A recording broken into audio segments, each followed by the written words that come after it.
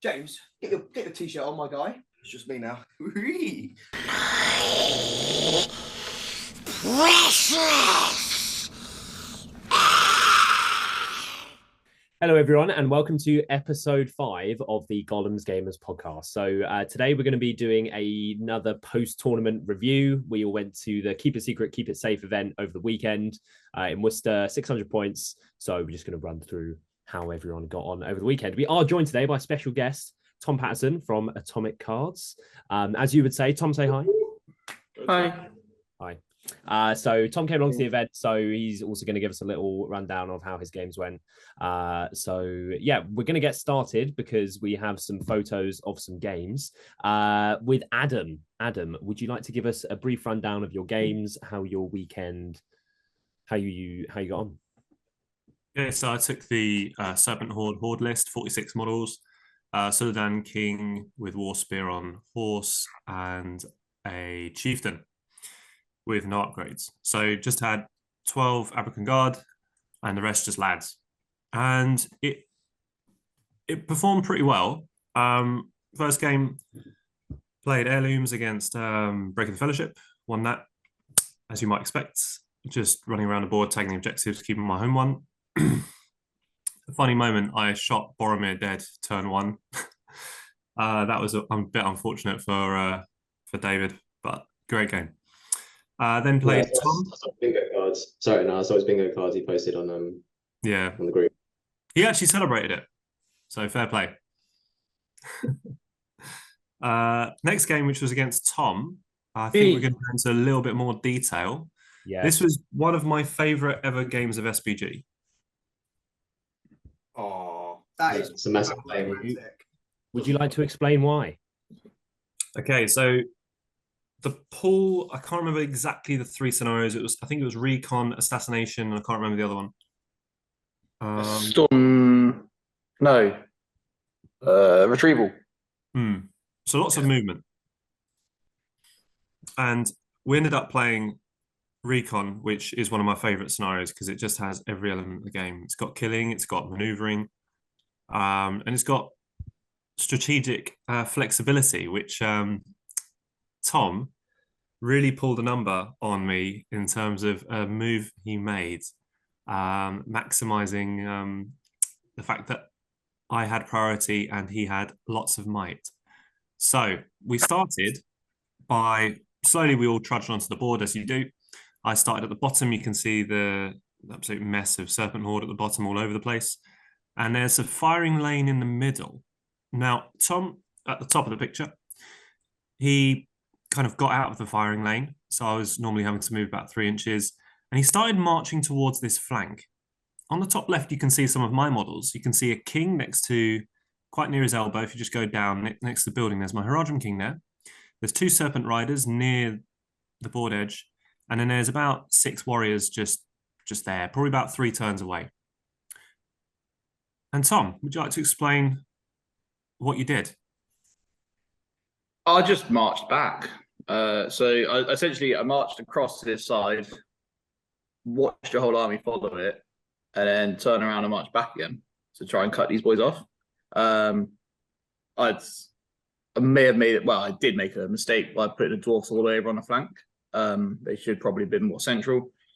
But by having Braga in this game called six heroic marches, using his bajillion might that he ends up using. So yeah, we kind of marched up, pushed over to the side. You came across to the side to cover it, and then we just turned around and flipped straight back across to try and cut you off. I knew I could get to that. It was going to come down to basically a move off. If I won the move off, I could cut you off there, stop you from getting off the board. In theory, if you won the move off, I could like get to block off the king a little bit, or you could just run off the board either way. The coming straight down the middle wasn't going to work from my point of view. There was just too many bodies in the way, and you could with your cab, you could just run around the side and run off if you wanted to anyway. So I'd have to fight through everything, and it was going to be a massive slog. So yeah, try to put the old switcheroo out. See what happens. It was a gorgeous feint. So this is the next picture. So the last picture, so just pop back. what we noticed there is that was after my movement and just before Tom's. So Tom at this moment said to me, right, I'm going to pull a big feint. So then he marched backwards. He already called the march, obviously. And that king is about, what would he work out? Is it 16 inches away from one of the dwarves? Yeah. Yeah, I was 1 inch away. It was 16 inches. It looks, yeah, about that. So Braga, no, it's not, sorry, 16 inches. It was, it must have been 16 plus 5 because you were just in, I think it was 21 inches, 20 inches. So yeah, 20 because it was the 8 plus the 5 for the march, then the next 8. It was just a beautiful move. And you essentially move those 2 dwarfs. If you now go to the next picture, up there, and this is the picture after I lost the move off. So the king got tagged and the king got taken out. And what we can see here is I actually got one of the serpent riders, or 2 of the serpent. No, I got one of the serpent riders off the board. One of the serpent riders, yeah. Yeah. And yeah, the plan worked really, really well. It would have worked completely well. I would have only got 1 model off, except I had my 6 guys and I moved 2 of them off towards top left, the 2 African Guard. And you can see here 3 Heradium just holding off basically the entire heroic combat so that you couldn't get to them the following turn. And that is essentially what won me the game. So yeah, I think, go on. No, that was just Korean. Yeah. Yeah, it was a really good play by you, and it had me really sweating, but it just about worked out for me. So that was quite fortunate. It was. I think it was almost a good play. It was very Arsenal. It was almost good, but actually, it wasn't very good. And, if I was slightly better at the game, I'd have pulled that off, and it would have been glorious. Made it work. Yeah, to be honest, I don't think you could have done much more than that by that point. You could have either committed down the right-hand flank and relied on the 2 dwarf heroes to just keep combating through my guys and just accepted I would get 9 models off and see if you get more than that. But I don't know, it would have been tricky. Yeah. Find your bow fire did a lot of damage at him. Yeah, I was picking off about 2 a turn. And because there was so much movement back and forth, the turns just added up. Yeah. If you look to the right of the screen, you can see my dead pile. We hadn't really done combat at that point. That's funny. Who chose Recon? Me. I got rid of assassination. I've got so many small baby heroes, like an Alfred or someone, but you can just go bam, bam, bam, bam, bam, that's dead with bow fire, and then then you protect your own and you kind of win automatically. And then I got rid of retrieval. I enjoy retrieval. I like all the scenarios. I just love Recon. Why? Because of things like what just happened. I mean, it was just brilliant. Oh yeah, Recon's a great scenario. Probably one of the most interesting. Yeah. So if we go back to the previous slide, I wondered, Tom, if you could have just sent the entire mass down one flank and then sent the 2 dwarf heroes to basically kill all of my models early game that had ran up my left, your right. Yeah, I considered it. I didn't really know what to do. It was one of those where I saw the pool come up before I knew who I was playing. I was like, oh, this is a great pool. I'm gonna have a lovely time. And then saw who we were playing and went, no, this is less convenient. Like, if I'd got many other opponents on that pool, I would have felt very comfortable. But with one of the few lists there that actually outnumbered me, and then comfortably outshot me, and I've only D4. I expected I would break quite hard, and then things would be quite hard to recover from. And it still just comes down to move offs. So yeah, if I send my heroes over there, you've still got the king over there. He calls the moves and things. If you win the move offs, you run away. Your horses are faster than my goats. So you could have bowled me quite nicely there in terms of I wouldn't have been able to strike, and you could have just gone into him and flash killed him after a combat, I think, which is what happened with Dwanin eventually. But yeah, in the end, you actually played it quite well. After you realised that I'd got 3 models off, you then hid the entire army, so I couldn't break you, and the game finished the 7-0 for the triple. Was there anything else you wanted to say about that game, Tom?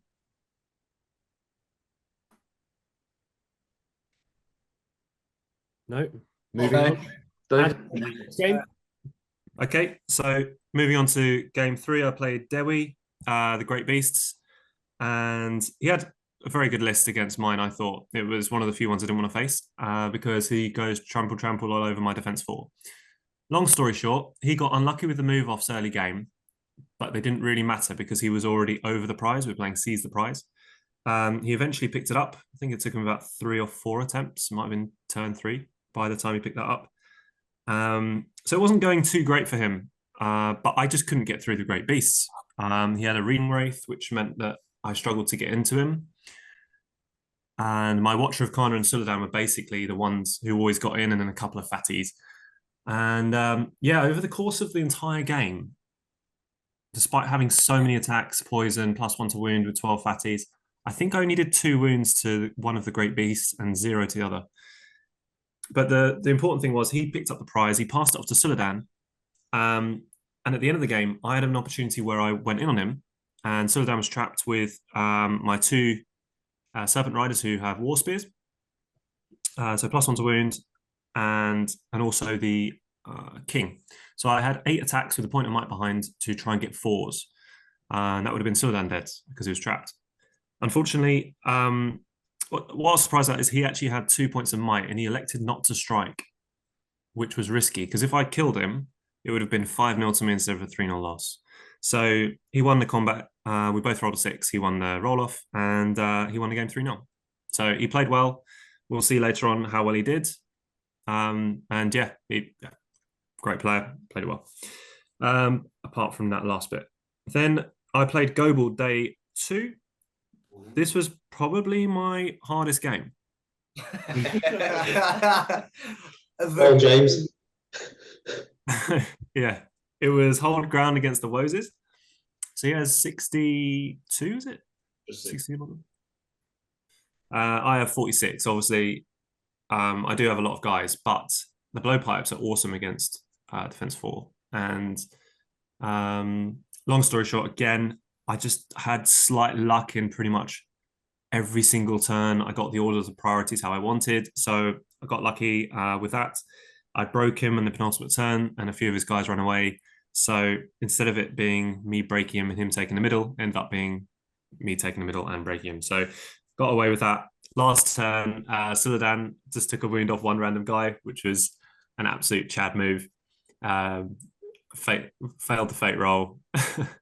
So that was a good. Yes. Could you please explain further how lucky Adam got? No, he really wasn't that lucky. It was just like little things each turn. It was like one little thing and it just kind of snowballed a bit. Yeah. And once I got into combat with you with Suladan providing a banner, it was just a bit grim.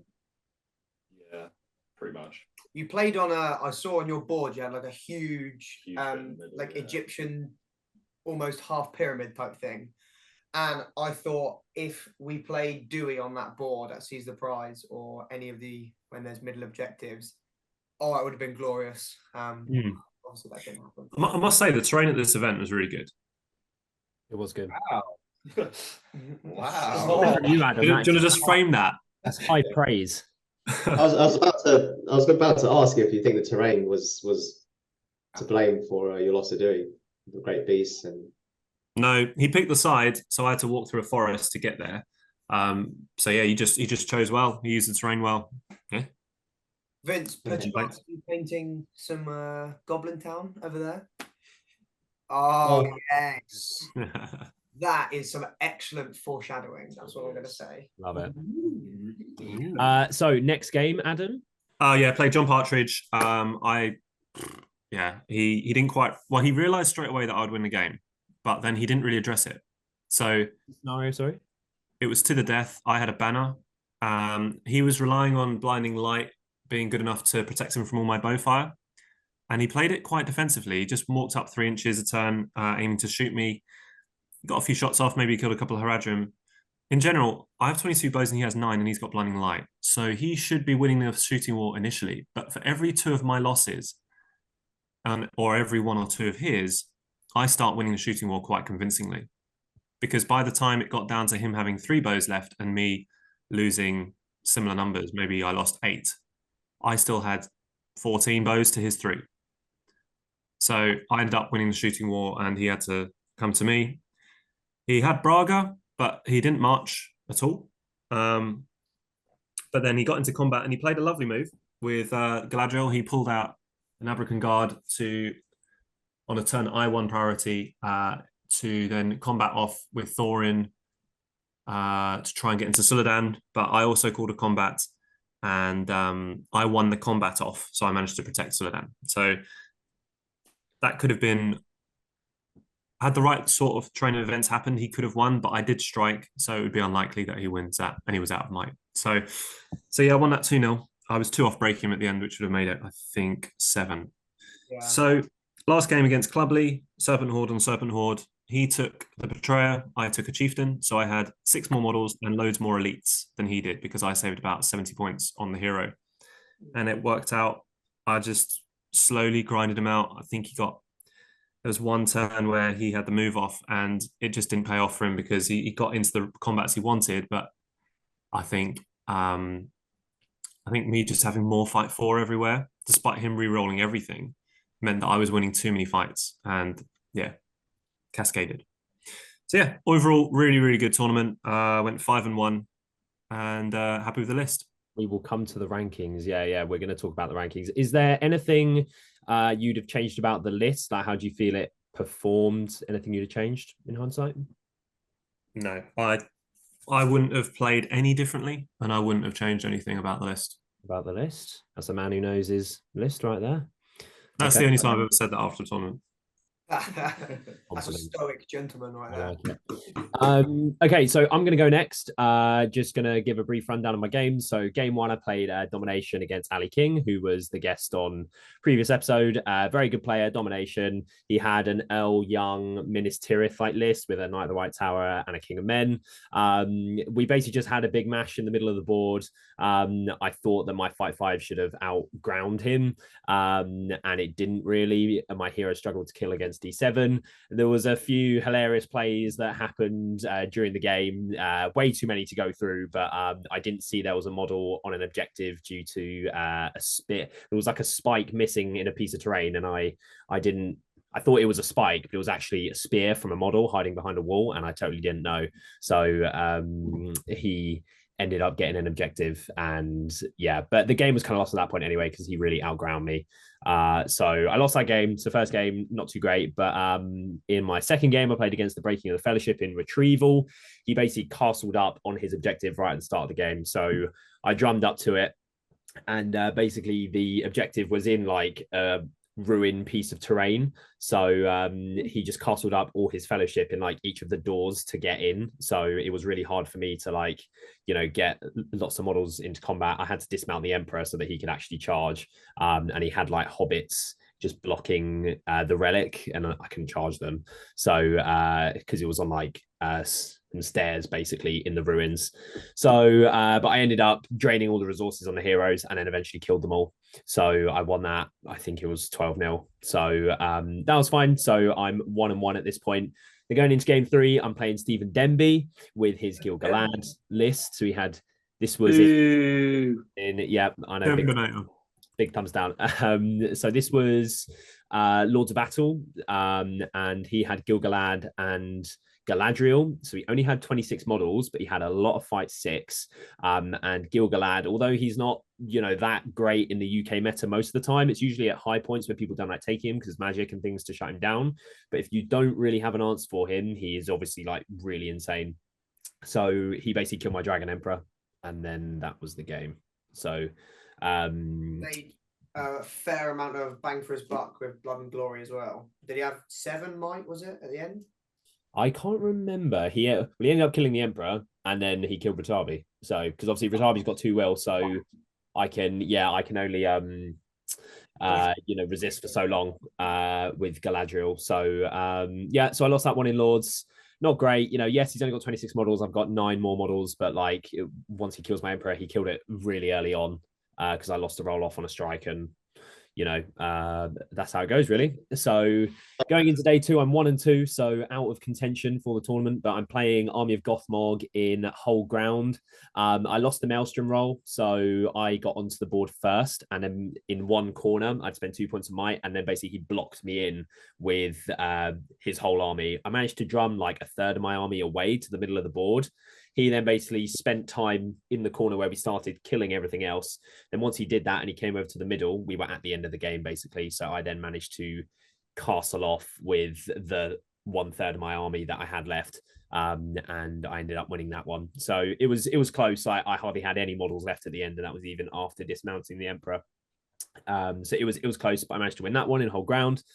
Moving on to game 4, so I'm game 5, so I'm 2-2 now. I'm playing James and his Woses.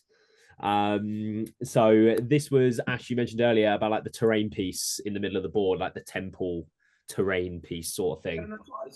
The big. So I was kind of playing around that basically. I didn't want to get shot by loads of blowpipes, so I kind of just ran around that and tried to tag off Roses where I could. And yeah, was that 12? I think it was 12-1. Yeah, the highlight of that game was James's leader falling off of a terrain piece and giving me a VP. That was fun, wasn't it? The play that I did in our game again against Elliot, but I then tried to jump him down afterwards, re-rolled into a 1, and then wounded him. And it was just not cool. And there's no way I'd have got to your leader otherwise. So yeah, so that was interesting. So yeah, I beat the Woses, and then going into the last game, I actually drew up against Ashley Walger. Here we go. And we both have the Dragon Emperor. So that was a interesting game. I do have all the mega pictures here. I do have some material here. So to start off, so this is the deployment. Or this was after we charged turn 1. So me and Ash agreed to play capture and control because we thought we're both fight 5. We can just roll dice and have some fun. It was the last game. Neither of us could podium at this point. So that's what we decided to do. We stuck our Emperors right in the middle.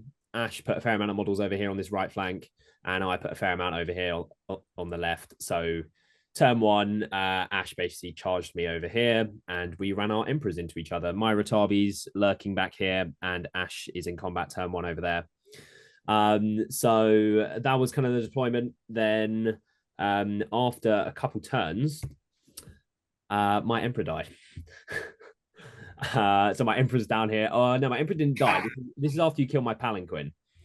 Well, Elliot, you need to talk about your terrible flaw. I was basically Elliot charged his Emperor into my Emperor, but allowed me to get 1 model in with 2 pikes. So it was actually my Emperor and 3 guys. Yeah, back 1 more. So there was a little gap here between this hedge, but like it didn't really look like a gap, because obviously where the hedge like didn't really touch the floor, but there was a little gap. So space. Yeah. I reckon Elliot moved that terrain piece, to be fair. Definitely wasn't me. It was obviously Ash. And so when we got to the combat phase, he had 3 dice, I had 6. And then obviously I had my 2 rerolls and he had his 2 rerolls. So first time I rolled a 6, he rolled like a 4. It was a 4. We didn't strike off because we chose not to. And then instantly did 3 wounds to the Palanquin. Next turn, we both struck. I won the roll off, killed the Palanquin. And then, as you can see, the levels of elation were large. Were high, yeah. So I mean, I didn't roll. I could have spent the might, but I thought I can live a turn, and then next turn I might need the might on fate, so that he doesn't completely die. So I didn't spend it first time, and then I thought I can't get unlucky twice in a row, right? And then I totally did, and I lost my Palanquin. So the game was sort of over at this point, really. I mean, Ash is out fighting me, and he has a banner, and we had an equal model count, but I was somehow managing to still kill models. I was like, dice were hot. They were cracked. Although we lost all the roll-offs and most of the priorities, he still rolled well enough to keep pace with kills. Yeah. Do you think that was because of the strength 4? No, so Ash had the strength 4. I did. Yeah, I reckon it was because of Elliot's 2 Black Dragon bows that he had that proper turned his list into lemon tier. Yeah. No, the difference was Elliot's Ratabi charged 2, killed 2. My Ratabi My Ratabi charge Sharks. failed like 3 turns in a row. I totally forgot about that. Yeah, Ratabi killed nothing in this gap here in the middle. So that's strategic brilliance from Elliot there, I think. Yeah, so I somehow managed to keep on pace with kills.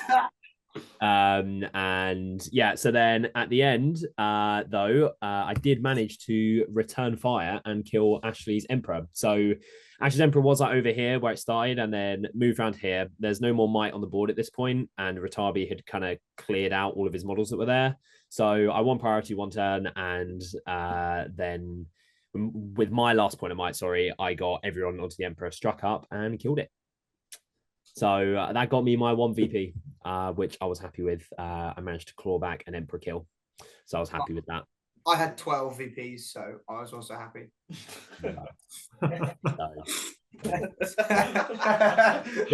You'd take that, wouldn't you? There wasn't much to play. I think the 12-1 was a fair, you know. We did kind of meme this game though. I mean, we put both of our Emperors down and just and just kind of we did some meme. I did some meme plays and still won. So that was the most lemon thing. There were some meme plays.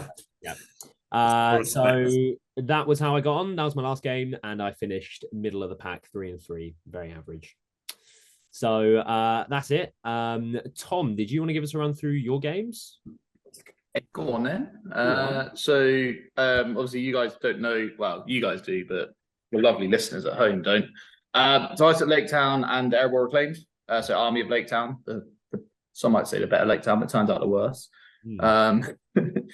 We had Braga, Master, Alfred, and 37, so not quite the full model count that we could have. Then Foreign and Gollum, both on goats. Foreign has Orcrist for me. So got 2 Fight 6 heroes on goats that can run around and smash stuff in the face. And then 37 potential Fight 4 blokes. And we started with 6, 9, 11 might plus Alfred's 3 every game. So that was quite nice. Game 1 played a guy called James Hughes, who had Army of Gothmog. As we all know, Army of Gothmog is insanely good at the game. The Morannons with their kind of hatred man +1 to wound, they do actually just tear through Lake Town. So I was genuinely a little bit nervous. Played domination.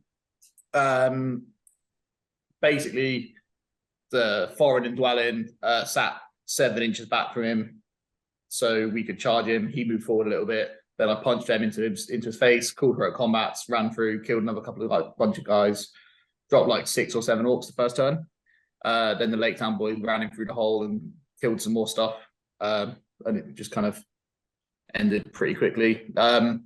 Goroth did punch Dwalin in the face and kill him in 1 turn. That was upsetting. That was pretty cursed. Ash put some trousers on. And then he's got 2 wounds, 2 fate, doesn't he? And Goroth's only got 2 attacks. So he must have rolled. Yeah, but he also had a cheeky Morannon spear support. So the 3 of them put 3 wounds on him and he died. So that was sad. Classic pro gamer strats of Army of Gothmog players. He called time of the Orc. Didn't win a single combat, so that was nice. But yeah. Classic Gothmog. So finished what was it finish? 8-2. And obviously you guys haven't mentioned, but there were secret missions involved. Which we all know was the real prize. They weren't worth TPs or anything, but it was just a little bit of fun along the side, little side missions. So if you're winning your games, you can go off and run and get them as well. So I got all of those. Spoilers, I won. Game 2 against Adam, we've talked about that, so I'll just skip over it. Game 3 was Ben Ross. Ben Ross is a local Worcester lad. I played him a couple of times. So he had Riders of Aomere. So it's my first time seeing Riders of Aomere anywhere on a table. It was very exciting. We ended up playing Caesar Prize. There was like a really narrow chokehold. I think it's the same board that you guys played on with your Dragon Emperor's Bullets. It's like very, very tight down the middle. The prize was right in the middle of that. So I put my Lake Town dudes on a hill with all the bows, and then everyone else just kind of stood and looked at the prize. Let him come onto it, and then counter-charged all his cavalry the first turn. Again, Foreign and Dwelling punched a little hole in it. And then because Dwelling's killing Riders of Rohan on freeze, so that was quite nice. And then AMA kind of tried to take on Dwellin and failed miserably. It was a bold choice, to be fair. He got the relic, he picked up the prize, gave it to Gandalf. Gandalf ran away. Then we kind of chased him down, used the ridiculous amount of might Braga has to call moves and stuff, so that we could catch up to Gandalf. When we caught Gandalf, killed him. He only had one model left on the board after that. I had the prize. Game was over. Game kind of, well, then we killed him and went to time. No, I was fainting with I was putting Army Lake Town into the rider and then fainting to lower my fight value so that I wasn't winning fights, so I couldn't kill him, so that we could get the thing off the board. And then we eventually got it off. That was fun. Did the sun turn do it? What's that? The sun turn, you know, when he calls the sun. Oh, Gandalf the White. Like, What I did was I used my pro gamer strats and just killed all this stuff before he had a chance to do it. That's typical. Basically. Also, he completely forgot to do it for the entire game. So there's that. I'll do it. Yeah, he realised with his like 1 or 2 turns to go that he hadn't actually done the sun, and then Gandalf died the next turn. Bring that Legion. So yeah, that was fun. Then day 2, I played Clayton Hodges, who had Ministerial. We played Divide and Conquer. So I set up the 3 Lake Town warbands in one corner, the 2 dwarfs in the other corner. He had Boromir and Faramir opposite corners with like small warbands. There was also like a big building in the way blocking Faramir's warband from going anywhere. So we marched the Lake Town boys up. The 2 dwarfs came across. We hit Faramir's warband first. Boromir had a choice to make of either abandoning his warband and chasing down to save Faramir or staying with him. He chose to abandon his lads and come across. Then the 2 dwarfs kind of fought that entire flank on their own, basically, while I just put 30 odd bodies on the objective and won the game.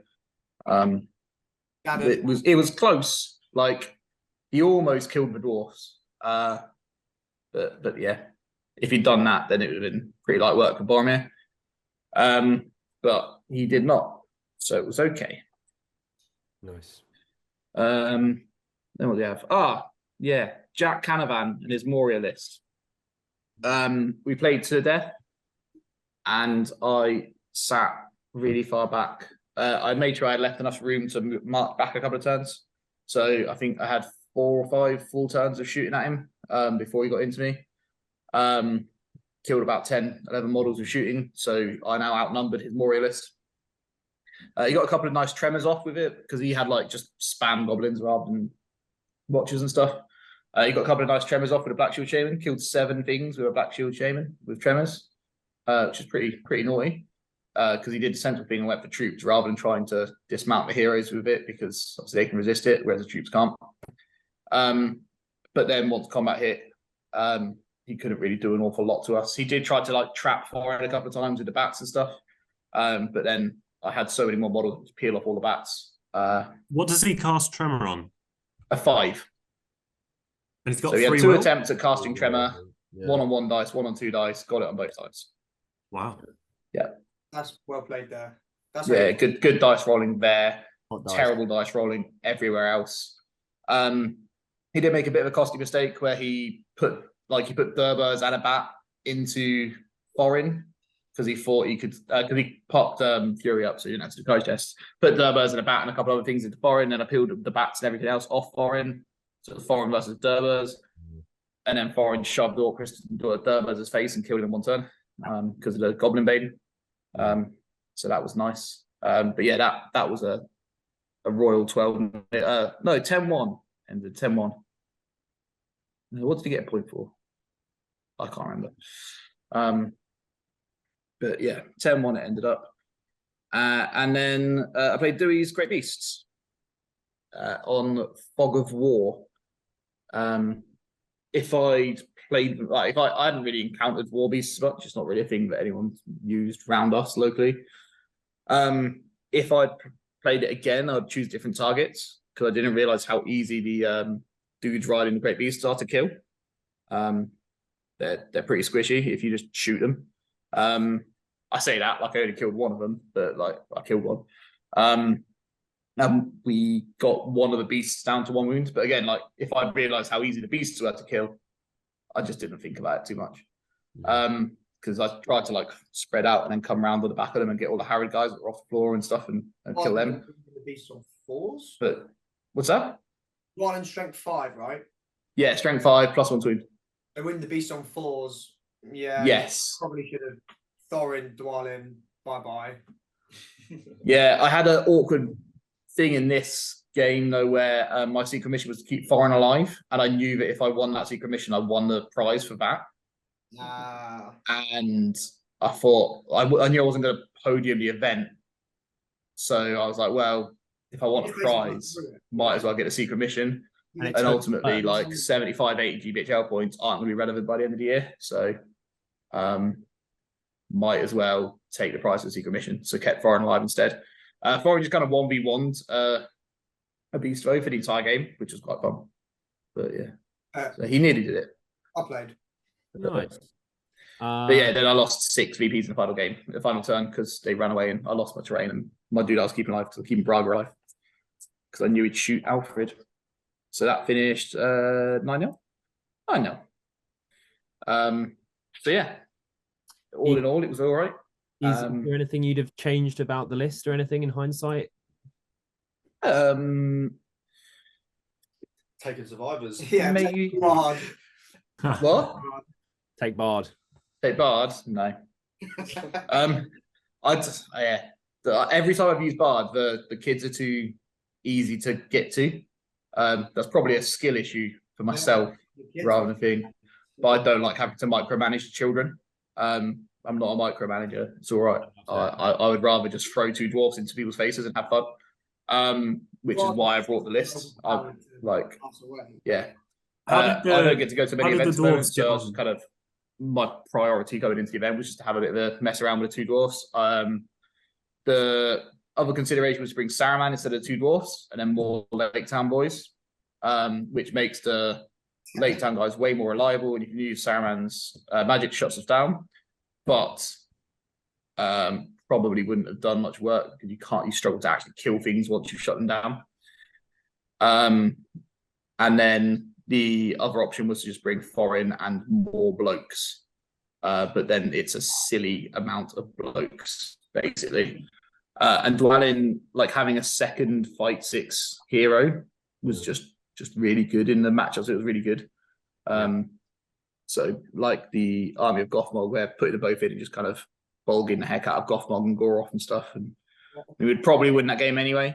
But it's yeah. So no, I think I'd keep it how it was. I would just was that? I love the double threat. Yeah, it was naughty. I'd probably what I would change was I would get different opponents on different pools. That would have been nice. Yeah, that's I think if I'd faced Adam or Dewey's lists at different scenarios, things would have gone differently. But that's that's events, isn't it? Like if I had to kill Adam's list rather than just run around it, then things might have been different. But we'll see. Yeah, nice. Okay, so moving on to you guys at Ash's house. Who wants to go first and review their games? Okie dokie. So we started off playing Isengard, and we played Rich Nutter, who was taking. Let me find it in my book. He was. Was it the list I predicted? Sorry. Was it the list I predicted? It was not. It was basically the same, except but he took Thryden and some Dunlin cavalry. So it was Lurtz, Vrashku, Thryden, and some Dunlin cavalry. And we were playing on like an Easterling board, and he deployed Vrashku and the 10 crossbows on top of buildings, which then meant my whole Dragon Emperor army was fighting like 20 orcs on the floor. But I think he was going for more fun because his secret mission. Yeah. So he was going for more fun, and his secret mission was to kill the Dragon Emperor, and he spent all game, every turn, just shooting the Dragon Emperor. And he actually wounded him. I think it was he took all his fate off, and I think the Dragon Emperor ended the game on Yeah, all the fate off and ended the game on 2 wounds. So he almost did it. But that was good fun. I had all the objectives, and we both. Yeah, so he wounded my leader, and so that was it. 11-1. I won that game. Round 2, I was playing Stephen Denby, the Denbinator, on Retrieval. He had his Gilgalad Galadriel list, and we were playing Retrieval. And basically, I drummed up the board. I then won a strike off against Gilgalad, killed his horse, kept him there for ages, slowly ground his list to death, picked up the relic with my drummer, drummed off the board, and that was it. I won 10-1. Round 3, I played Clayton, the same guy that Tom played, with his Minas Tirith list in Breakthrough.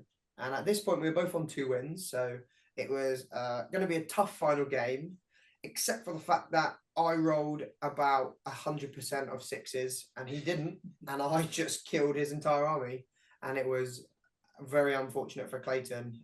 Lovely opponent, but simply got outrolled. So I won 9-0. Going into day 2. I did a lot of that in my game as well. He was really struggling to kill guys on kill defense for Lake Town. Yeah, literally. Yeah, he got, I think it was 8 or 9 kills by the end of the game, and 8 of those were Boromir and Faramir, and then the rest of his army just completely died. And I was like, I'm so sorry, I don't know what. This is just a terrible way to end the day. Unarmed Alfred 1v1 Boromir and killed Boromir's horse. That's how good at rolling dice Clayton was that game. Yeah, Clayton needs to buy some new dice. If he wants to, you can go to the Atomic Cards website at atomiccards.co.uk. Yeah, dice on there. Shameless. I tell you what, James uses your Atomic Cards dice, They and are they so good. They are pretty broken. They are cracked. They do damage. Well, I'm sure we'll get onto those later. Are they as good as the Rivendell dice? No, Criminal. nothing is as good as the Rivendell dice. Yeah, the Rivendell dice. Yeah, Use those instead. they're hard. So, round 4, we played Mr. Dewey at Hold Ground, and we did a little bit of scheming on how I could beat Dewey. There was lots of scheming the night before, wasn't there? The scenarios were Hold Ground. Sam's going to help me out here with the other ones. Yeah, Hold Ground. So it's Hold Ground, Clash by Moonlight, and Divide and Conquer. And Dewey, I won the roll off, and Dewey vetoed Clash. I'm not sure why. Anyway, he did. So I thought, okay, Divide and Conquer is going to be really bad for me because the Emperor goes on one side and the Retirement goes on the other side. So we'll play Hold Ground, and I'll hope for some luck on Maelstrom. And it started going really well. I lost priority. So Dewey came on first, and then decided to roll 1 with Saladin, 1 with the Great Beast, and 2 with the Great Beast, which he mighted down. So then all of his Great Beasts didn't come on the board. He rolled a 2 with the Ringwraith, so I just put it in a bad place. I came on, tried to surround the Ringwraith, which eventually I did, and I killed it. The Great Beasts then spent a while moving around the board until they could get into the middle because the terrain was quite... it wasn't the most advantageous for him. I then managed to trap a Great Beast, kill it, murder all the troops underneath it. But at that time, we were trading quite poorly for kills. So he trampled a few, killed a lot with Saladin. Because it was Maelstrom, I had to split up. And I didn't have my fight 5 where Saladin was, exactly. So Saladin was able to charge in combat, kill 4, charge in combat, kill 4. So then the kill tally really swung. I killed 1 Great Beast, heroic combated off of a Great Beast into the middle. I'd broken the turn before, so I was banking on a 1 or 2. The game ends, I win. First turn, the game didn't end. Then I was banking on a priority to tie up the Great Beast and Saladin with Ratabi, which then would have allowed me to win the game again. I lost the Great Beast and Saladin, murdered Ratabi, went into the middle, and then murdered all my guys. And then the game didn't end again. And then he was able to murder even more of my guys, and then ended up tripling me. And then the game did end. So I actually was so disheartened that I didn't put the score in. I think I lost 10-0. Yeah, so I lost 10-0 against Dewey. on to the next. So I played in round 5, Jack Whitefoot at Destroy the Supplies. He was running our earlier foreshadowed Goblin Town with 68 models. This one was another tough scenario. Destroy the Supplies against 68 goblins, and 12 of those were goblin mercenaries. So he was able to jump onto one of my objectives. The true MVP in this game, however, was the Scribe. And I was keeping count of how many the Scribe brought in. And the Scribe brought in 23 additional goblins throughout the course of the game, which then put his total model count at almost 100, which was entirely rough against my 35. Lovely. Dragon Emperor. The game was really, really close because I had a banner, which was kind of to his disadvantage because you got to kill the Dragon Emperor. He had 2 supplies. I had destroyed 1 supply and had a banner. So it's 4-4 going into the last turn. I had to kill 9 goblins to break him. He had to kill 4 Easterlings to break me. First half of the turn went really well. Going into the last 7 or 8 combats, it was 4 goblins each. 4 Easterlings to 4 goblins to break and win the game. I didn't kill 4 goblins, and he did kill 4 Easterlings, so I broke and he was unbroken, and I lost 6-4. It didn't help that I did lose all the roll-offs and all the priorities, but he played it well and he did what was necessary to win the game. So that was me on 3 wins and 2 losses going into round 6, which we had already discussed with. Sorry, Ash, Please. just wanted to ask a quick question. Did he count all his goblins as having axes picks, or did he use them as they are? He totally WYSIWYG'd, and he said if it's Respect said, from them. Yeah, no, that was a top game of play. Basically, he said if the model's got an axe, I'm piercing striking. Yeah. At the start of the game, and then he rolled the dice, and because obviously I'm fight 5 with the banner, he didn't say it, but we stated at the start of the game if he's got an axe, he's piercing striking, and then when he actually won a lot more combats than I was hoping he would win, he was then wounding Easterlings on 5s, which did some real good damage as he broke me. But yeah, no, he didn't say all my goblins have axes. Pro Goblin Town gamers buy like 5 boxes of Goblin Town just so they can run all of them with axes WYSIWYG. Yeah, that's the only true way to do it. I own 120 Goblin Town goblins with axes. Nice gamer from you, Tom. We did discuss. Oh no, Gaming. because I was on the podcast, but you guys discussed that high model count was totally good for veto, and it just totally was. It did really well. 100%. There's only a few scenarios which are that killy and put you at a detriment, like Lords of Battle, maybe Contest. You can just veto them. Yeah, he totally did. Especially if they're not in the same pool. No, so the veto in random scenarios is massively beneficial for Goblin Town, as it proved. So round 6 I played earlier. We already talked about that. Capture control. I beat him 12-1. So I ended on 4-2 with a total VP score of 46, which left me rather high on the table, but we'll find out that later on. We will come to that. Cool. Who wants to go next? Sam, James? Yeah, I'll go. I'll give you 2 last. So I took 60 Woses this fun event because I thought that'd be pretty cool at veto, crushing people with some blowpipes. Then game 1 played John Partridge, Army Lake Town, Lothlorien with Galadriel, and on Goat Thorin. So he had a lot of mass fight 4. Then he had Blinding Light to stop me shooting him. It was really tough. We played at Domination, so we spread all 4 of the objectives in the corners, really. I trapped his entire army in the middle using my numbers. Then I was hoping he'd quarter me quick enough so I could just spread out, grab the 4 objectives, and then neutralize the middle one and like sneak a win. But unfortunately, I was 2 models off quartering, and then everything ran away the next turn. And I just got smashed 8-0, which went horribly. Then game 2, I played Khan Assassination, which was probably my next worst matchup in the tournament, to be honest. It wasn't a fabulous start. And then he didn't seem like the most competitive player in the world, to be honest. Instead of just sitting back and shooting me, he ran forward and decided to let me blowpipe everything. That's the calm way. So assassination, I insta-killed his chieftain with about 40 blowpipes, got my 5 VPs. Was that with going up on the chariot as well? Yeah, I killed the chariot first. And then killed the chieftain. Don't need it. Nice. But then, yeah, I won the move off, tagged every single one of his cavalry, killed like 2/3 of his army, gone around the forest so he could never get to him. And then eventually it was just his king left on the table. And he was fighting about 40 Woses, like for about 3 turns. And then eventually I splattered him and tabled the poor guy. But it was a very fun game.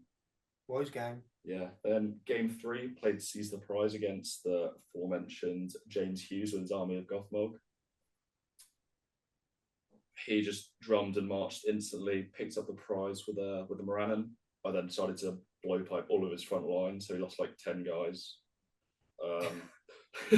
Was that your best turn of shooting? No, my best turn of shooting was against Adam. Oh, okay. But yeah, then he just slowly walked towards me with his entire army. I feel like you just spat on me. I was just reminiscing over those 2 hours of running from blowpipes. And yeah, he just kind of walked towards me, losing models. I insta killed Gothmog's Warg. He rolled a 1, wounded himself, failed to fate. Then yeah, he obviously called Time of the Orc, and he's already wounded me on like 3s. But then he started to lose every combat and break in the first turn of combat. Then I just put 10 guys on whoever had the prize, grabbed it, ran up the board. But unfortunately, I killed all of his heroes in 1 turn. Well, unfortunately for me, but it ended up being unfortunate for me because then after he was broken, every single one of his models ran away, which ended up, I tabled him, so the game ended. And then I was like half an inch away from getting the prize off the board, so I lost a couple of VPs there, but it ended up being an 8-1 win. How strong was Guritz against Woses? Guritz, do you mean Goroth? Oh yeah, sorry. Goroth was also wounding Moses. So is it was then +1 to wound? +1 to wound, Burley. And then +1 to wound, and he's already strength 5. Because he's got the hatred of man with Gothmog. So he was auto wounding. Wins the So I looked at the results of that guy, and he played men in every single game. Oh yeah, we looked at that. Yeah, he played me as well, and Tom. Yeah. Oh yeah, he played men. All of The it. only army which didn't have entirely men was Breaking of the Fellowship. Yeah, so that was the end of day 1. I went to Army of Gothmog is a lemon tier list. We've talked about it. Totally not. So not lemon tier. Very good. It's pretty nervous, but Struggles in dog tier. It struggles when it's facing its best matchups. Clearly. just roll better. Bad It's die. just trash. Yeah, then day 2 we talked about with Adam. So he just kind of got the micro luck which built up really. But I think Adam, you did play that in not the way I would have done it if I was you. Because I had 22 Woses on one side of the board and then 38 on the other. Instead of like just crushing the 22 Woses, you decided to run around the middle of the board a bit and let me get some extra kills from shooting. Yeah, my plan was that it was just to keep those 22 at bay and never let them get to the middle. What I ended up doing was essentially using the cavalry to try and scare them off, and you kept backing away and egging me on, and it was this real to and fro. My plan was always to try and crush your 38 on the other side, which did eventually happen, but you got your 22 guys into the middle at the end anyway. Yeah.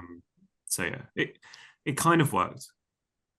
It was a little bit more risky, I think, than needed though. But you did end up getting the 6-4 win, so that's what mattered. I didn't want you getting goal side because as soon as if I were to go for the 22, by the time you do that, if I kill them, then you would then have the entirety of your other side of the army, so 2/3 of your force, including Garn, to then come onto the objective and just hold me off. Yeah. Very true. Then I played another Gollum's game, game 5, Mr. Elliot Shillinglaw. Indeed. To the death. he had the Dragon Emperor with a banner and kind of drummed around the board for a fair bit of the game. Well done, Elliot. Totally was the most boring game of the year, but Boring list. So Elliot was totally getting mad because I was rolling one blowpipe, going through it in the way, and then killing an Easterling each time. well, I thought, let's not run at a whole wall of Woses. Like you said earlier, you killed 10 in a turn or something. So I thought, I don't want to be that guy and lose to the Woses. Game, but So where were you at the time as well? Both on 2 and 3. we're both on 2 and 2. 2 and 2. yeah, and this was game 4. Game 5, yeah. So yeah. Yeah, that was a 10-0 loss. Oh, the Tom's thing. Oh, Tom's so bored he's making new that's backgrounds. my green screen. Yeah, then I've got to play my favourite Legion, Riders of Aemir. This is at Fog of War, so I just basically ran at him with 60 models. He cast Blinding Light. I didn't even bother shooting. I just ran at him. I put 7 Woses in a forest as my terrain piece. I blocked him in between a forest and a house, so he could only have 4 in a line. I then proceeded to kill the 17 riders in about 2 turns. But then I had about 50 Woses left to try and kill his 2 heroes. He then proceeded to roll a 6 in all the combats, break me.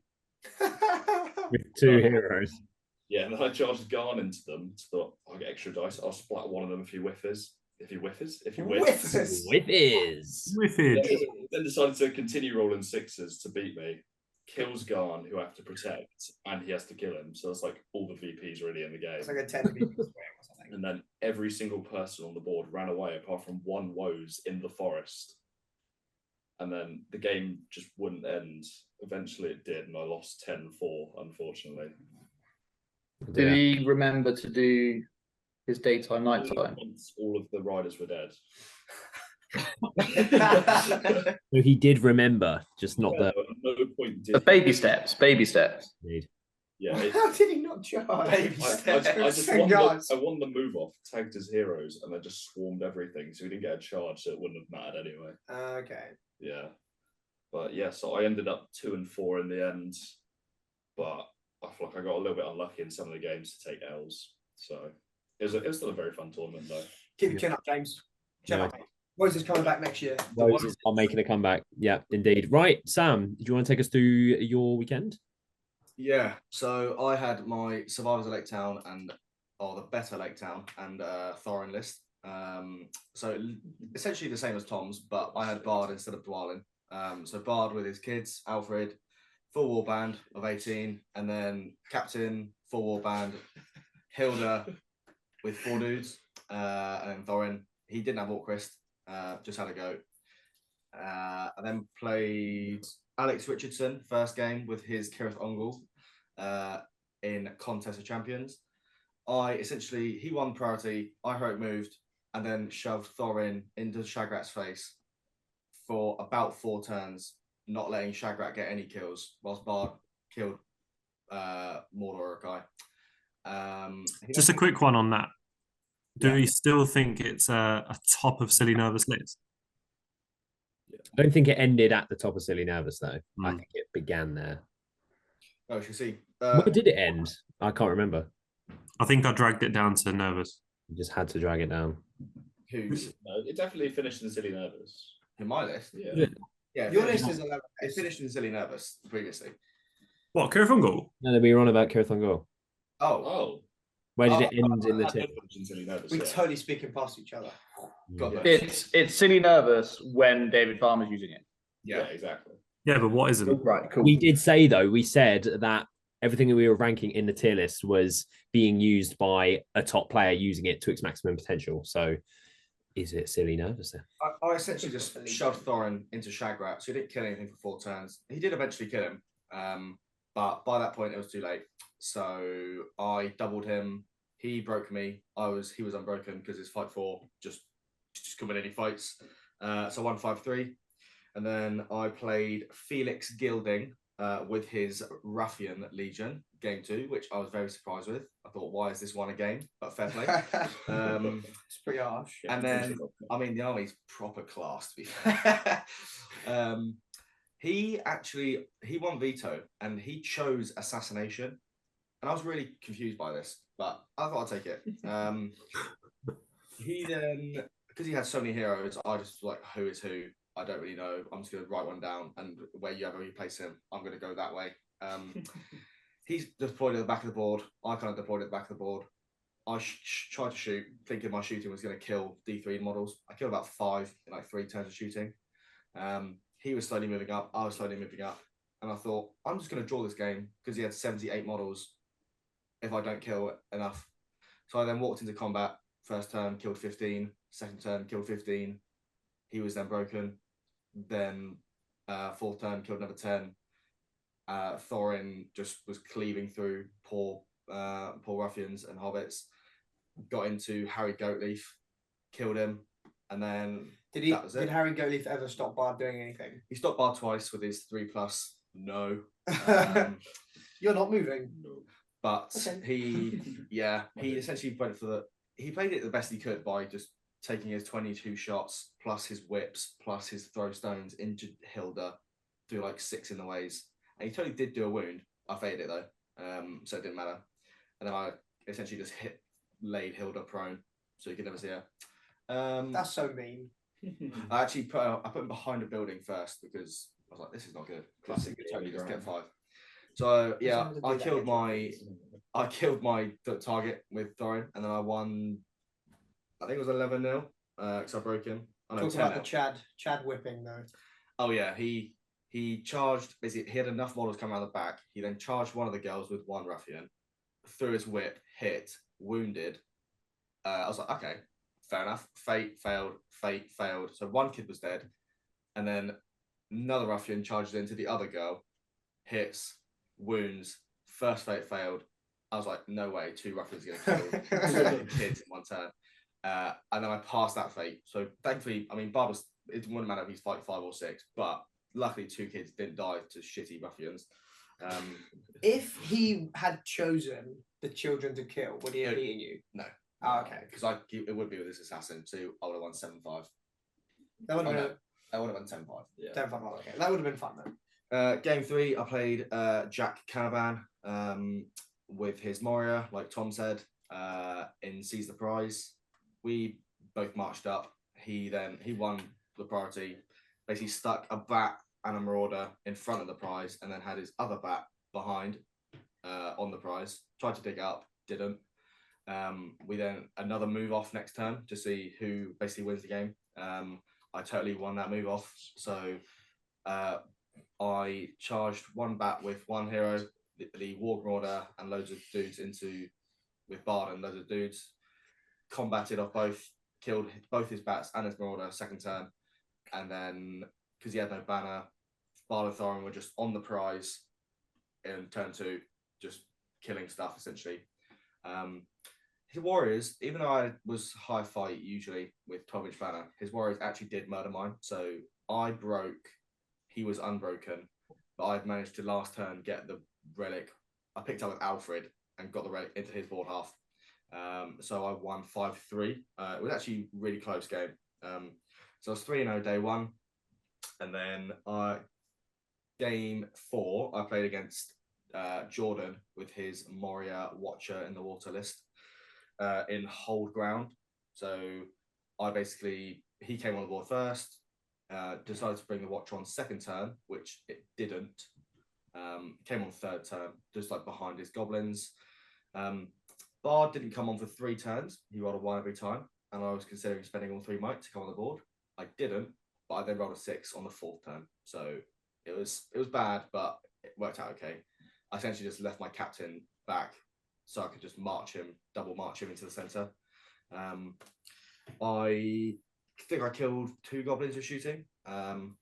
I had Bard and Thorin behind my lines so the Watcher could never pull them, and I just relied on my 12-inch banner and me being high fight value to kill those goblins, and that's exactly what happened. So it was all of my warriors rolled 6s and then rolled 5s to kill every single time, and all his models died, and I doubled him and did something else. Are you guys all right? Wasn't it? Yeah. Just making sure he's okay. This is proper odd. So yeah, I doubled him and broke him and won 8-0. So, and then I played the infamous Dewey, who absolutely demolished everyone else here. So I also thought I was going to get demolished. Whoa. Whoa. You beat us both on Dice Luck. Change my mind. He beat you two and Tom. I mean, he played Tom last. So, but I thought, okay, how am I going to win this? Pretty scary. It's pretty saucy that he uses his own branded dice, and they just roll so many sixes. That is true. Is this the Guardian's dice? Yeah, and his own branded measuring sticks that somehow he always seems to have enough inches to get where he wants to be. You know?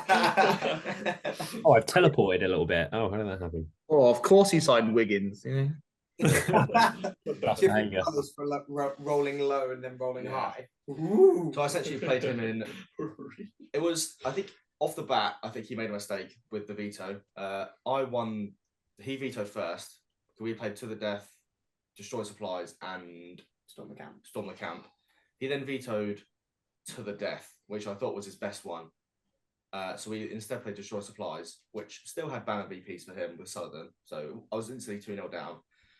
But I moved up the board. I left like 4 guys on one objective in a forest. Eventually, he killed one of the girls with shooting. I was like, okay, this is not great, but we moved. I walked up. It was a roll off to see.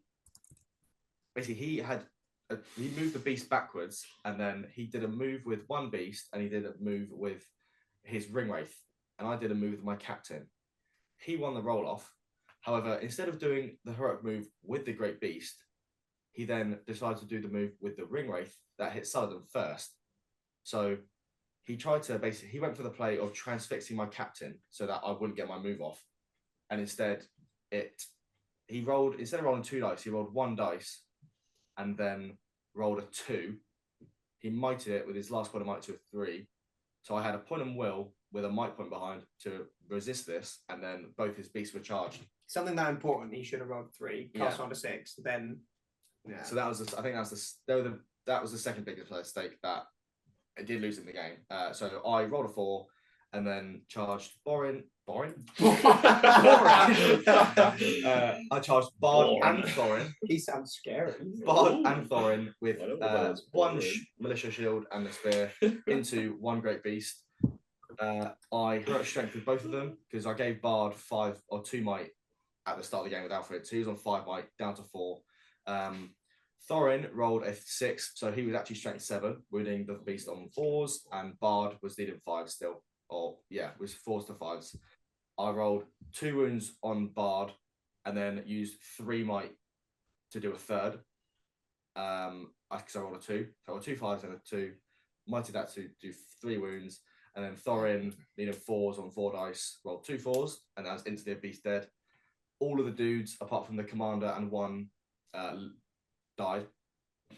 And then he won the move off next turn, charged with a beast. I think he killed 4 or 5 dudes, pretty statistical. He then charged Thorin with 1 dude. Yeah. He charged Thorin with 1 dude. I was like, okay, I'm just going to go around this guy and free combat. And by that point, he had nothing left, essentially. He charged Bard and Sullivan, struck, and I was like, yeah, I'm not going to strike, go ahead. I essentially just combated off the Wraith, killed Sullivan, got all the supplies, then killed the beast, and that was it. But he destroyed all of my supplies with his camp. I didn't care. So I won 10-6 versus it. So I was 5-0 at this point, thinking that I was the only one on 5-0. So if I won this next game, I would win. But then I also played Jack Whitefoot, same as Ash. And these were. We just say what really well done for beating Dewey's list. Because at that moment you were both 5-0, right? Or 4-0. Yeah. It was essentially, if I didn't have 2 heroes that could heroic strength, I think I would have lost. But I had Bard, Thorin, and also Hilda has heroic strength as well, which is a bit sneaky. And when she charges, she gives like +1 to wound or something, right? Yeah. So all my late time were getting +1 to wound when in the front shieldman, which helped to kill the second beast. So I played Jack Whitefoot. The scenarios were really bad for me. There was Command the Battlefield, Capture and Control, and Fog of War. We then played Capture and Control, and against he didn't bring quite as many goblins on with the scribe, but he brought on 16 with the scribe, which really helped to get my home objective and one of the sides to reinforce it. Thorin and Bard were killing stuff. All my late town were killing stuff. I broke him the last turn, so he had one turn of courage tests. If one of the goblins on the left side had run, I would have gained that, and I needed one or two more things to get my way in the final turn, and I could have won. But the amount of models he had with the goblin mercs coming on, like second to last turn, there was just too many for my play late to kill. So I lost that game 7-3 to finish 5-1 overall. Yeah. It was. I think I played everything as well as I could. Against Scott, it was Jack. Sorry, it was just an unlucky pool of scenarios essentially. That's how it is. So yeah. Nice. So yeah, a good shift from you, Sam. So we are going to move on. So that's how everyone's games got on. So we're going to move on to discussing how the tournament kind of finished. So a little shout out though to our very own Adam for getting most sporting. So is that your first most sporting? Yeah. So you've won it. Ash has won it. James has won it. I was so surprised. I must admit, I wasn't properly listening, and then I just heard my name, and I had no idea what was going on. Sam, have you won a most sporting? Oh no. No, Tom? How many votes? No. No, neither. I've won an event because I got multiple most sporting votes, though. Shout out London. Or controversial. But I actually, so at Barrador this year, Patrick won because I voted for him for most sporting, and I think I would have won had I not. Oh, the irony. Silly me. So yeah, well done, Adam. You are a lovely guy. Moving on into the podium finishes. So we do have our very own Sam at 5-1. Sam, everyone. Third place. So very well done, Sam. So yeah, we've got all the lists. So we kind of ran through Sam's list, and we know how all his games went. So is there anything we want to add about Sam's list or how we got on? Better than silly nervous. I'll tell you that for free. Yeah, lemon list. Anything you change? Any minor tweaks, major tweaks? Me no. Me no. Next. Who is your MVP? Thorin, by far. Not Hilda? She was useful for when I needed to charge stuff. Her being coach 5 was really nice. She was also the person that I usually gave a point of my back to with Alfred for moves. But Thorin with the banner was way better. The amount of times I rolled a 5 and then it was like they rolled a 6. I was like, okay, I'll banner, see if I can fish it out. If not, I'll spend a point of mine. And then I get the 6 with the banner. Was incredible. He just killed all the time and was just class, to be honest. Bard whiffed occasionally, but Thorin did enough that it didn't matter, essentially. Having 2 fight 6 free combating heroes is awful to try and deal with. Nutty. Indeed. Not having to spend might on like the Army of Lake Town is really good, but not having to spend might on the money bags rule for just might wise and that, and it being 12 inches banner instead of 6. I mean, your armies fight 4, but mine is just a little bit more. I think the D5 is probably the biggest thing. Yeah, D5 is so good. So good. So I was very happy with how it performed how I wanted it to. Yeah, nice. I've totally just realized I'm not sure anyone can actually see you in the photos, but it looks like Leon came third. That's totally okay. Where our cameras are going to be, but yeah, anyway. Okay, so moving on, we do have the second place list, which was Dewey's list that we discussed a couple of times because he played us. Suladan with a few Haradrim Raiders, 2 with War Spear, 4 with Bow, Ring Wraith on horse, 291, and an Orc Tracker on Warg, and the 2 Great Beasts. So I've never played against a Great Beast, so I'm sure I'd probably lose the first time I do. I would say for any people playing the Great Beasts, don't be scared to try and flash kill them because you can totally do it. They're only fight 4, so any of your heroes, any good hero can go in. They've only got 5 wounds, strength.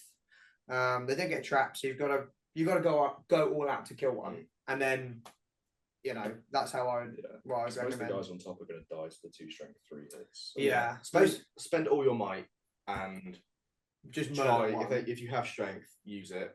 Yeah. The only time you'll probably ever use strength, because you don't want to be in a situation where you've charged it and then it doesn't die. You need to go for it, kill it, and then This list literally does well because no one plays against 2 Great Beast Agora. That's literally it. I mean, as soon as you dissing Dewey there as well.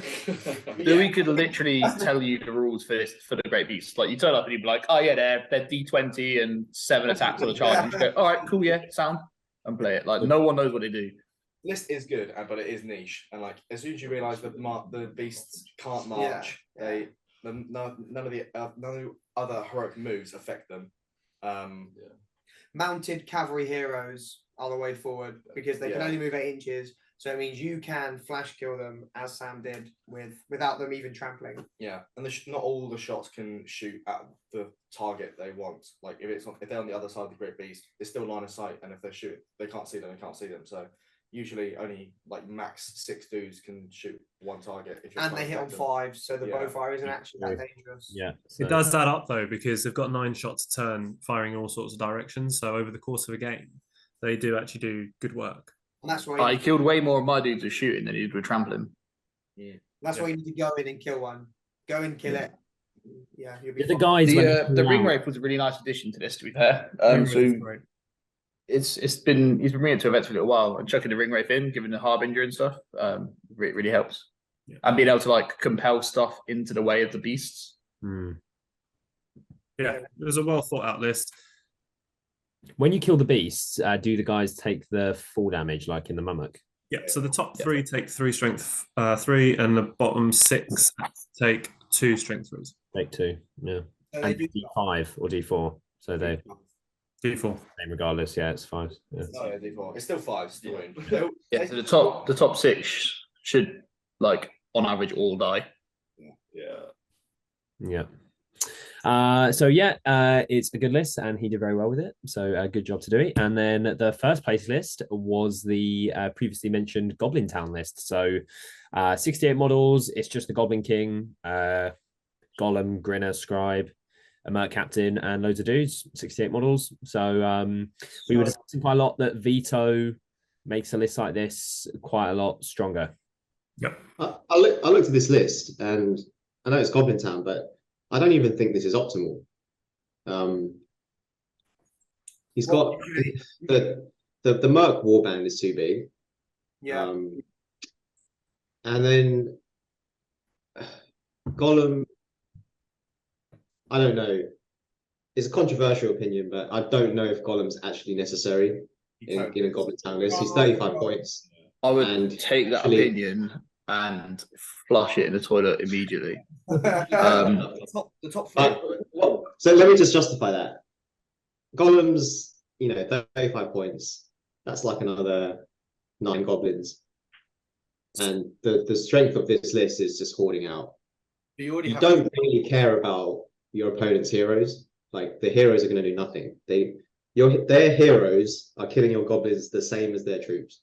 So you just ignore their heroes. The ability to flash kill their leader for VPs is really that's more difficult than you think to do, because they will put their leader in like a safe position. Stop the Goblin King charging, because he can just run over everything, get into the leader. No, but you kind of need both to be in Goblin King's base, and especially if they're like a foot leader or they've got a small base. It's hard to actually engineer it so you get both into him. I don't know, that's just my, I've not played it enough, but the few games I've played, Gollum just kind of doesn't do as much as an extra 9 goblin. All of these trophies here from Goblin Town, they all disagree with me. And they all say that Gollum is like one of the most important models This in might this be the glitchiest. Fair enough. But actually, tell us how you use Gollum effectively in the list then. It's incredibly easy to flash kill things with Gollum and the Goblin King. People think they can hide from him. They can't. It's not just about the heroes. because you can sneak in through the lines by putting a ring on. You can go and take banners out. Like nothing like that is safe. Everything you would traditionally hide behind the line is super vulnerable as soon as you slip Gollum through. You can slip Gollum in behind stuff, pop a heroic combat off with the king or Grinner or anyone who's in with Gollum, and then launch Gollum back again. So if they've kept it kind of 5 inches behind their own lines, you can still get to it with Gollum. Gollum has gone into people like Helm Hammerhand and 1v1'd him and killed him. Like, he's strength 4. He's got the highest courage in the entire army. At courage 4. I did not So know. for stand fast at the end of the game, you can pop his ring off and then sit there and do stand fast at courage 4, which is incredibly valuable for the list. No, that's a good point. Yeah. Although I did watch a back rep where Gollum just died like a bitch. Like yeah. The top you know, 3 early turns. As Like, it's incredibly important for anyone who doesn't know that all back reps on the internet are shit. And like you're trying to film with one hand and also play a game with another, and it's incredibly hard to actually do anything good on a back rep. yeah, I can I can accept Gollum in this list. Actually, I was going to get onto the scribe.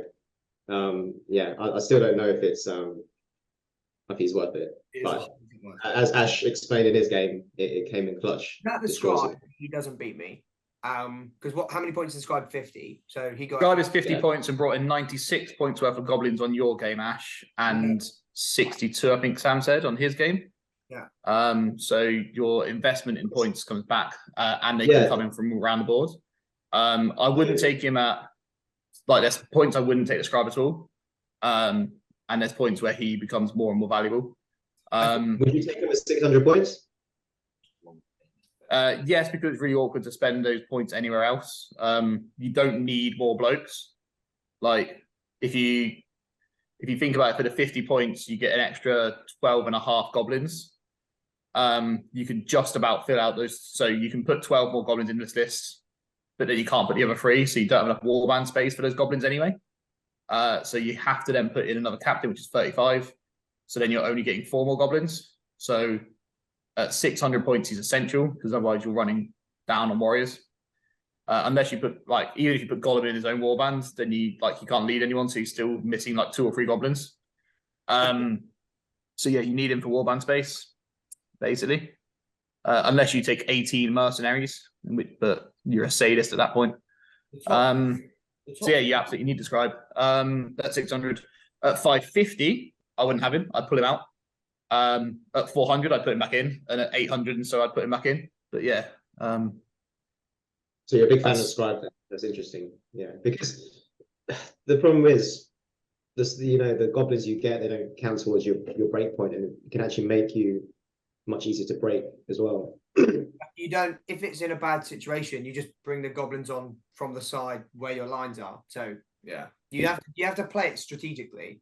Yeah. The top 4 of this Yeah. are auto takes. The only thing that you could change about this list that people may do is remove 4 mercs and then add 5 more actual normal warriors to get 69 models, because 12 might be too many. But see, I think the D4 is so good. Yeah, When the 12 mercs still D4 came works. on, my Eastlings are now winning them on 5. So it's like, oh, now I'm actually not killing the goblins. It's a big difference. Yeah. Also, if you're walking across the board into something like a Lothlorien line, or something with elf shooting, you can then drop the mercs at the front. You've got an extra captain for marches, and things like that. Like the mercs are actually really, really good. 12 of them, I think. Just as a D4 warrior. That compared. I've even thrown some in the King's Warband, just for fun before. There's nothing I would change. There's nothing you can really improve about this list. I think this is how it should be. The only thing we said that could be improved is, as Tom said, buy 10 boxes of goblins and have them all WYSIWYG with axes as opposed to not. Yeah. That's it. Yeah, because there's nothing that upsets me more in a game than something being not WYSIWYG. As we all know. So yeah, he did very well with the list. Won the event, GBHL 90. So he obviously, realized that, the list would be good in a veto situation, and he capitalized on it. So very well done to him. I've bought some of his terrain before, and it's very nice terrain.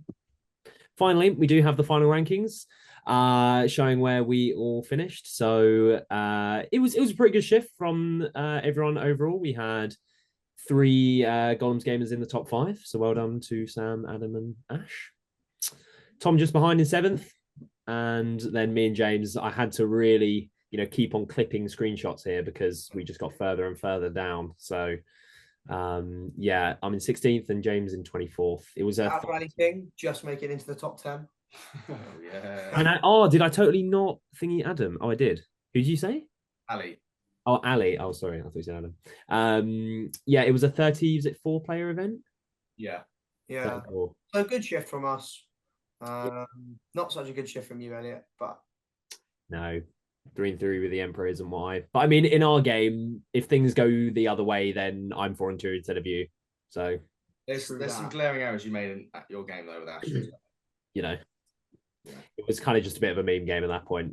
Neither of us could podium, so we kind of just First turn. kind of just threw down. But any closing comments about the event from anyone in general? Thanks to Liam for hosting an excellent event. Always. Yeah, he's always a great host. Me personally, I really enjoyed the random veto. I think it made it more fun. Definitely. I also enjoy hearing Liam's voice every morning. So yeah, we will see you hopefully, Liam, at the Worcester 100. Yes, yeah, I think we're all going. Tom, are you going to be going to that one? Is 100? Maybe? Don't know. Have to see. It's very hard for me to get to 2-day events, so yeah, we'll see. Yeah. When is your next event? Do you know? Do you have one booked in? Me? Yes.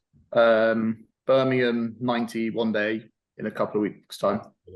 I'm going to that. Nice. Guess what I'm bringing? Goblin Town with Gollum. I'll show you all about it. I'll be playing Goblin Town without Gollum. So. Oh! Excellent. I can't wait to go. Cannot wait. Okay, and on that note, we're going to wrap this one up. So thank you for watching this tournament review episode. We'll be coming out with more event previews. There's lots of events coming over the summer. Thank you to Tom for hopping on the episode. Tom, shout out your channel. Yeah. Yeah, if you want to go to Atomic Cards on YouTube, you can see some better podcasts and stuff. Come to some of our events, buy stuff from our shop. It's all great fun. I am sure we will see you to review the Let the Dice Spread Decide list as well. Yeah. In about a month's time. Looking forward to that one. Yeah. Lovely stuff. Okay. Well, thank you everyone for watching episode 5 of the Gollum's Games podcast.